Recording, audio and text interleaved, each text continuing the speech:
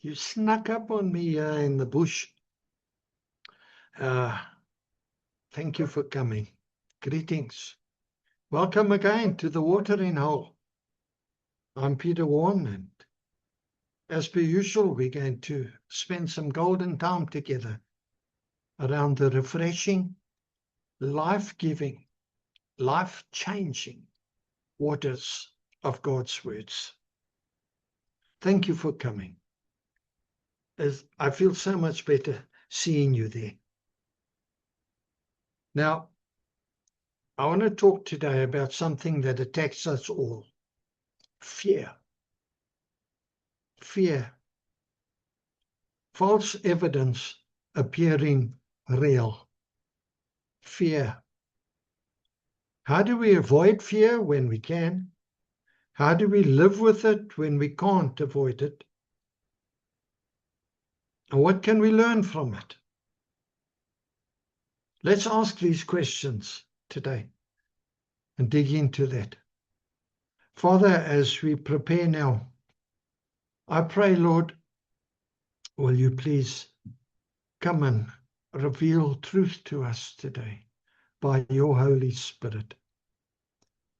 We know that you tell us in your word, we do not have a spirit of fear, but of love and of power and of a sound mind, self-control.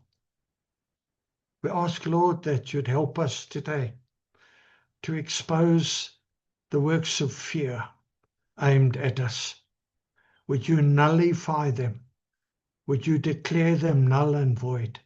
Would you cancel them? And would you strengthen us in our faith, Lord? In Jesus' name we pray. Amen. Amen. By way of title, do not fear. Do not fear. Now, I'm a cancer survivor. I had cancer of the esophagus and of the stomach. I know I should go and have blood tests done, but I'm nervous. Hello? Through all my years, I have become so accustomed to the fact that life storms erupt suddenly. And in the story of Winnie the Pooh, there's a character there, donkey character, Eeyore. And Eeyore's statement is this: good weather is simply a sign of bad weather to come. Now, I'm not being down and morbid. I'm just saying that life happens and storms crop up. And I'm a man of faith. The thing is, our fears can determine the way we think. And they can even determine the way we live. The mental battle is always fear versus faith. Apparently, one of the enemy's primary weapons against women is to have them worry about stuff that might never happen. I know a woman who for 40 years has not left her house at night in case she gets raped. Well, I'll tell you what, in those 40 years, fear has robbed her of countless lovely family nights, social nights, nights out on the town. She's been robbed through her fear. Let me assure you that situations will come where fear wants to overtake your faith. You think of the war in the East at the moment, in the Middle East, or the senseless murders we hear of every day, or the rocketing price of fuel and cost of living. And now this barbaric xenophobia. Where are we going? All of these things give us more than enough reason to fear.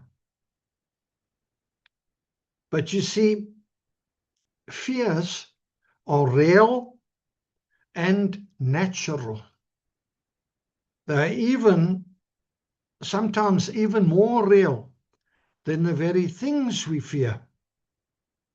Fears can really cripple you if you allow them to. They can leave you unsettled, insecure, doubting your self-worth, having problems sleeping, having other health problems, worrying about how tomorrow will treat you, or worrying will there even be a tomorrow for you. Fear is very real. And fear often makes a problem seem bigger and can tend to drive your faith underground. Fear is very real. When fear would attack us, we must immediately turn our hearts towards Jesus Christ. Because in Christ, fear fades, disappears like a Free State mist.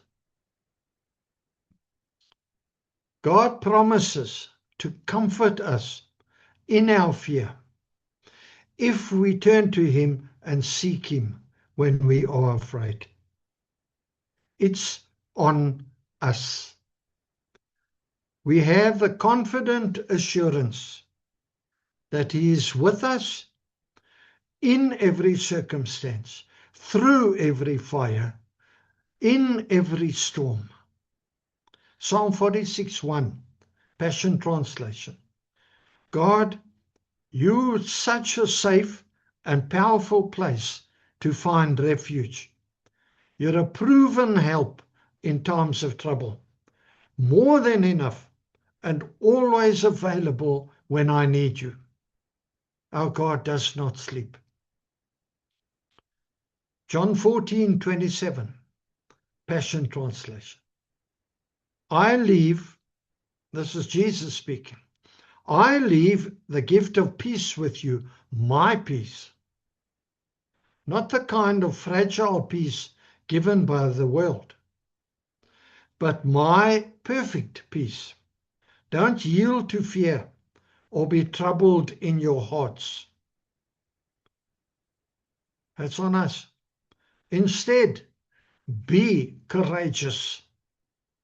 Now, the first peace in this passage that Jesus leaves with them is the peace with God that He worked on the cross. Through salvation through Christ, you and I, as believers, have peace with God. Romans 5, verse 1. Read it and rejoice. That peace is Jesus' legacy to us as an inalienable property, cannot be taken away from us. The second peace, my peace, is the peace that Jesus has had in His heart throughout His life.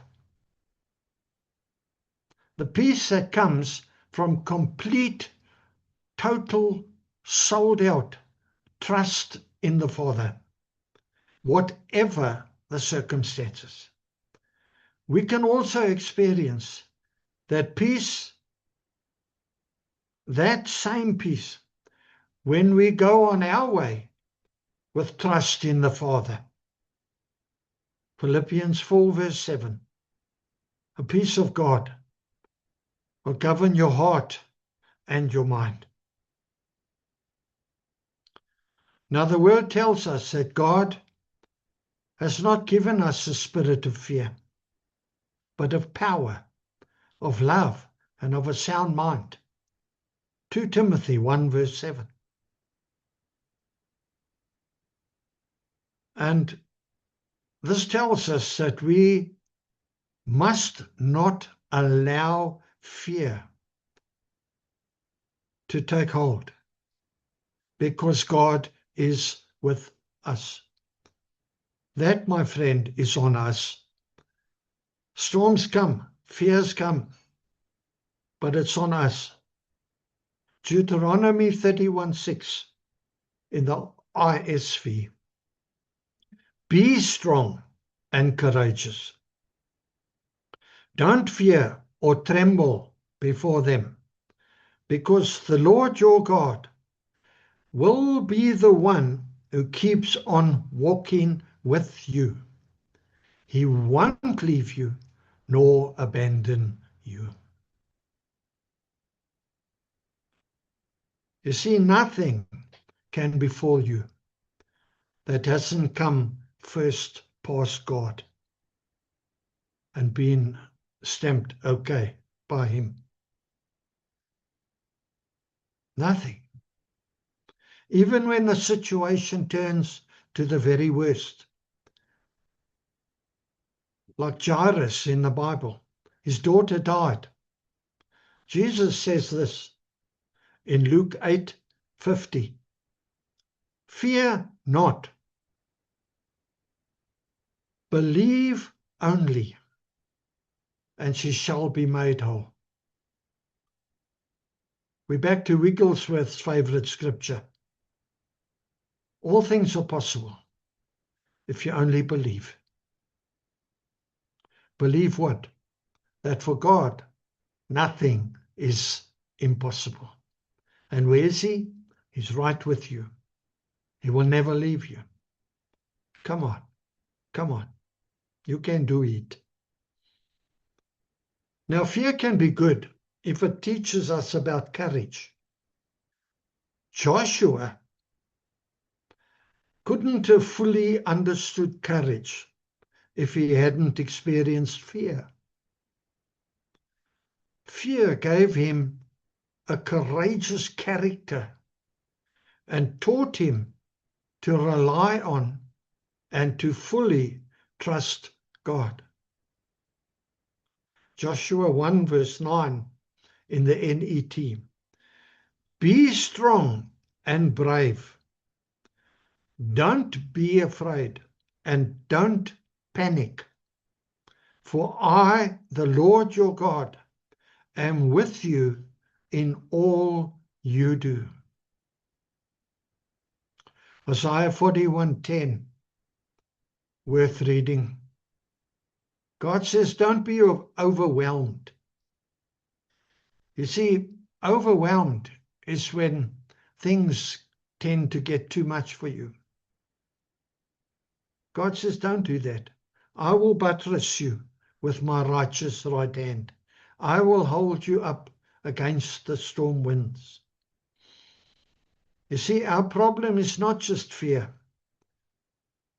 The bigger problem that we face is if we allow our fear to become bigger than our perception of God's love, God's mercy, God's greatness, and God's ability to come through on His promises. That's a bigger danger than fear. I want to encourage you as I come to land now with the lyrics of a song by Gordon Jensen. Bigger than all my problems, bigger than all my fears, bigger than all my questions, bigger than anything. God is bigger than any mountain that I can or cannot see. So I remind you now, you were not designed to become a prisoner of fear. You were designed to live in victorious overcoming. Do not fear. Do not allow your heart to fear. Don't entertain those thoughts. Don't listen to those people. If it bugs you, if it makes you fearful to listen to all the negative talk around the braai, just tell them, sorry guys, I'm too young for this. God is not finished with our nation. And go off somewhere and get a chip or something to eat. Don't put yourself in those positions. And beware, put a guard on your tongue that you don't just sprout the fearful plans of Satan over your own life, over your own family, over your own health, your own business. Guard your mouth, guard your tongue, guard your ears, what you listen to, guard your eyes, what you watch. Come on, church. Come on, church. Fear is real, but so is faith. Because faith is faith in a God who is real, who is with you, who will never leave you, and for whom nothing is impossible.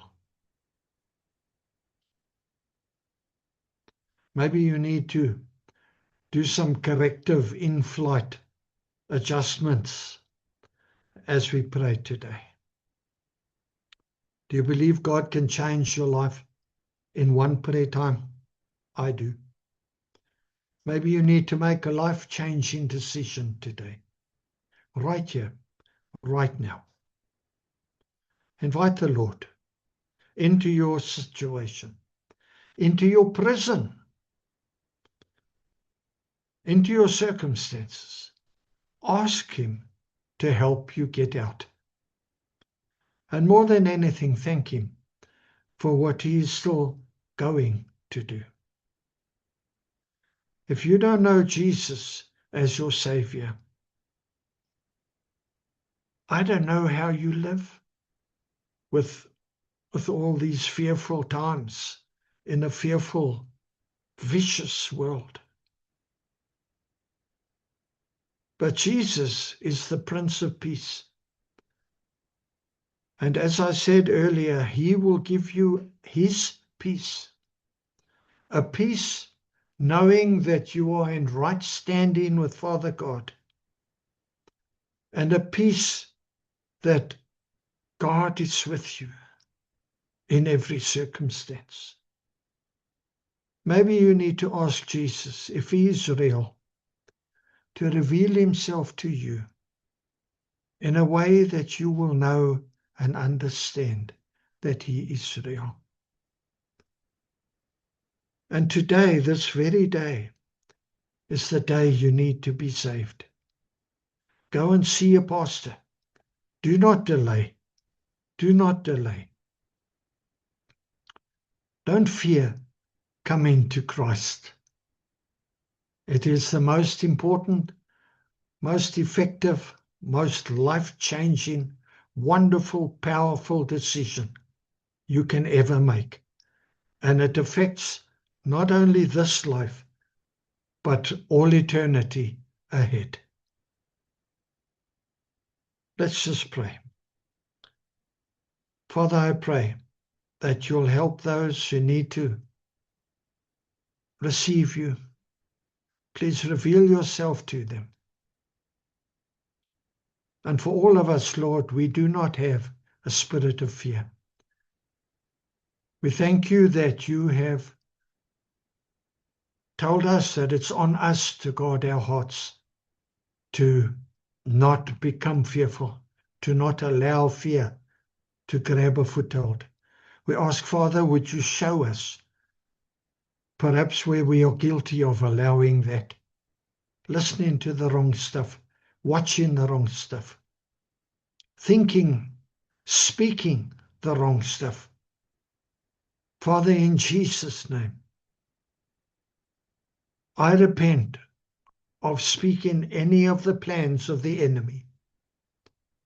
I take back those words now. I destroy their power in Jesus' name. And I speak life and life in abundance over my entire situation. And thank you, Father, for what you have done to bring me this far. Thank you for what you are doing and what you're still going to do. Bless your name, Father, in Jesus' name. Amen. Well, that's a lot and all I got. With love from me to you. Thank you for spending this time with me. If you benefited, pass the message on. Put a comment on the YouTube. Maybe invest into the ministry. Until we meet again, shalom, shalom. I love you with the love of the Lord.